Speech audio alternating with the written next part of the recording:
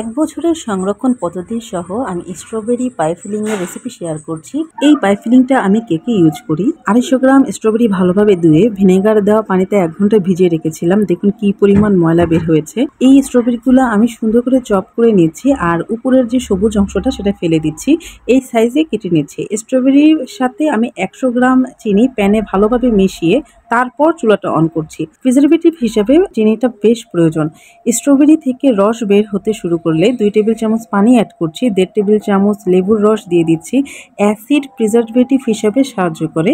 এরপর দিয়ে দিচ্ছি 1 টেবিল চামচ কর্নফ্লাওয়ার, সাথে 2 টেবিল চামচ পানিতে মিশিয়ে ধীরে ধীরে এটার সাথে যোগ করছি এবং যখন ঘন হয়ে যাবে 1 চিমটি সাইট্রিক অ্যাসিড, যেটা ফুড গ্রেড সাইট্রিক অ্যাসিড, সেটা দিয়ে দিচ্ছি। এটার কারণে ফ্রিজে দীর্ঘদিন ধরে এটা ভালো থাকবে, কিছুই হবে না।